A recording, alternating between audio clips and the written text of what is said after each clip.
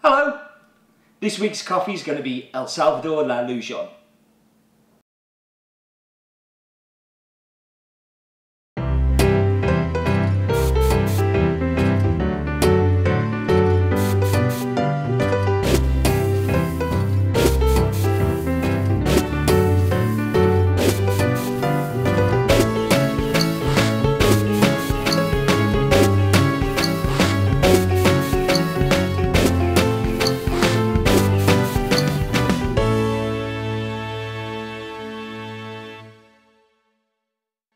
Welcome to episode 151 of In My Mug.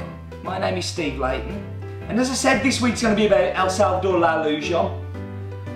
La Ilusion is a farm on the Santana volcano in El Salvador, a super famous growing region, not just in El Salvador but kind of in the world, producing some of the most amazing coffees. I've been very lucky enough to taste a lot of coffees from this area.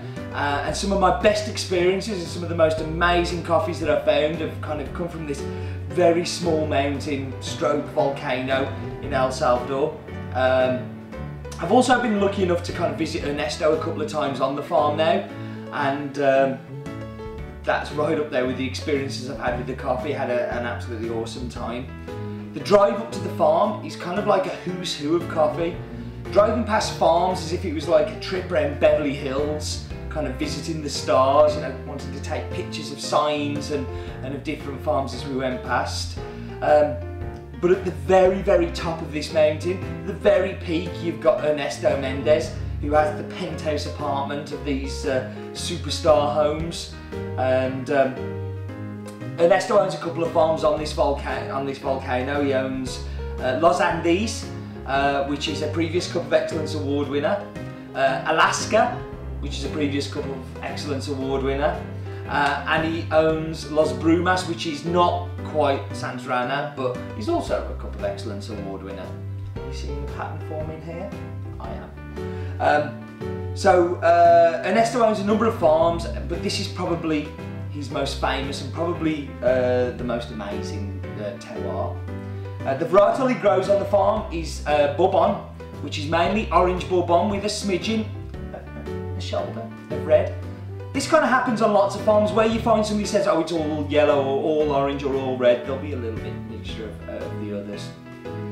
The altitude of the farm is 1,850 metres above sea level, which on its own is not so interesting, but it's super, super high for growing coffee. The interesting part of it is at night, it gets incredibly cold because it's so high up, which really slows down the maturation of the coffee cherry. The crop at La Ilusion can be 4 or 5 months behind that of the rest of El Salvador, and this is one of the reasons why. The other reason is Neto decided that he wants to pick it when it's at its very ripest, so he'll ignore the financial implications of not picking that coffee straight away, and he'll wait until the red is the deep, dark, purple looking coffee bean, and he'll wait till the orange is like vibrant and really looking amazing, as if it's ready to fall off the trees. He'll also go through and do 3, 4, 5, 6, 7 picks, however many it takes. The great thing with Ernesto is quality is number 1, 2, 3 priority for him. That's it. That's what it's all about, is what's in the cup. Qualified Q grader can taste coffee, which is very important. I think there are many times where you find that a terroir has a certain effect on a coffee that makes it amazing, and then other times you find it's the craft of the farmer working against the terroir to do his very best to bring that coffee out. This is one of those rare occasions where both skill of the hand and the love of the land, so hand and land coming in to make the coffee great. I think also with Ernesto you get somebody who understands his craft but also communicates that craft. So I get photos throughout the year from the farm of how the farm's looking, what's happening, information, and it's not just at harvest time he contacts us, which is kind of unusual. And something that I like very much. I think this gives him his unique selling point. So how did we come about buying this coffee? Well, as I said, Alaska is another farm that I'm sure if you've watched these before you will know. And Alaska came 8th in the Cup of Excellence in 2007, and we bought that lot, and this was the first experience we had of Ernesto. The following year, the Cup of Excellence, I decided that I was going to go and do a bit of a tour after the Cup of Excellence has finished. I wasn't part of the jury, and went to meet Ernesto, and this guy was walking around with this big trophy because Ilusion had won, and we bought this in 2008 from the Cup of Excellence. Since then we bought more and more of this coffee, and to the point of we had a European exclusive. Now we buy everything from the farm, apart from a very small lot which goes to a chain of coffee shops in El Salvador called Viva Espresso, which leads me very nicely into my next bit about this coffee, because Viva Espresso is owned by Federico and Lily, and they are very well known in El Salvador. I met them in 2008 and got talking to Federico and Lily and became kind of good friends with them. Then in London, 2010, it's all about years this one, but keep with me. In 2010, the WBC in London, I met Federico again, as he was there with a guy called Alejandro. Alejandro Mendez was the barista champion that year, competed in London, did exceptionally well, made finals, which was pretty stunning. And I knew barista competition was coming round when I was going on my trip this year. So I popped an email to Federico and said, would I be able to come and perhaps do some of the run-throughs with your team and hopefully catch up with Alejandro again and Lily and have a good time. And he said, yeah, sure, but only if you bring some coffee for Alejandro, because he would like you to roast his coffee for his national competition, which was humbling, amazing, stunning. So we sent the coffee to Alejandro, he played, he liked. And when I went this year, I actually took in my hand luggage his competition coffee for the national competition, where he won. He went to the WBC and used this coffee in his espresso and in his signature drink. He used the natural version for his kappas, and only went and won the damn thing. So this coffee has been used by the WBC champion, and so we have a European stroke American exclusive on it, and I'm very excited by that. I actually did a video with Alejandro when I was there the day in Bogota, the day after he won, so go watch that and I'll pop a link on the screen now. So I touched on the processing, saying that about the natural, and Ernesto does a little bit of natural. He does a reserve, which we're going to be selling this year as well, but they're tiny, tiny lots. This is the fully washed version, so it's submerged in water and is what we would call a traditional fermented in water, washed, fully submerged coffee. So, going to get on to tasting the coffee in a minute, but one thing we're not going to lose is the snozzer in the bowl. So, yeah, snozzer in, and straight away I've managed to get coffee on the end of my nose. Good start.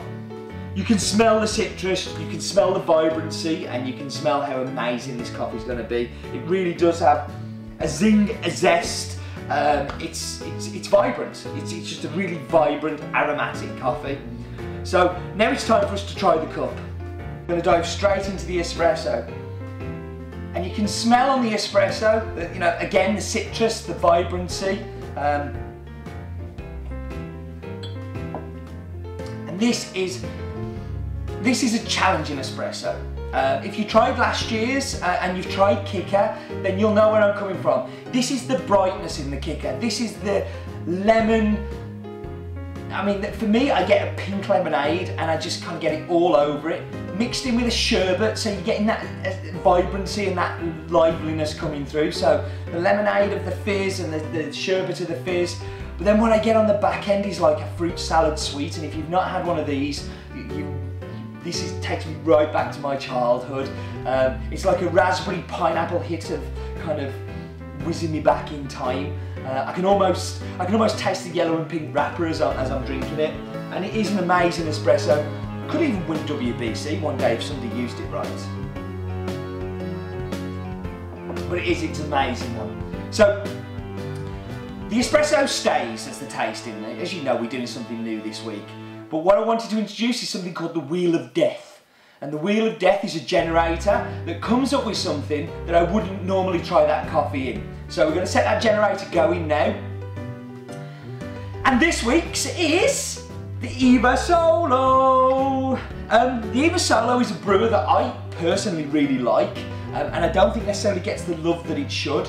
I think that it's a very similar cup profile to thinking of a French press or something like that. And you get that texture, you get that mouthfeel with it. We did a brew guide to go with the Eve Solo a little while back, so you should definitely go back and watch that. But I've poured the coffee here, and yeah, time to dive in.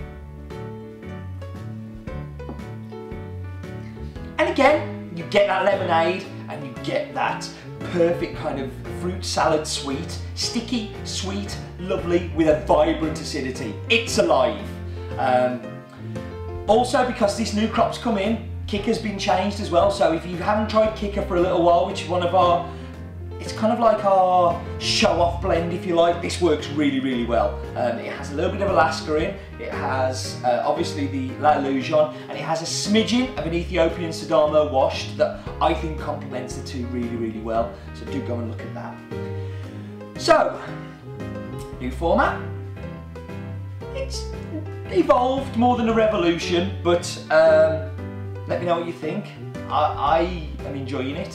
I've had a few test run-throughs with this week, and I really got into it a little bit more, and it's excited me again, so I hope it's excited you too. But one thing that was never going to change, because I think I'm going to have this chipped onto my tombstone: life is too short for bad coffee.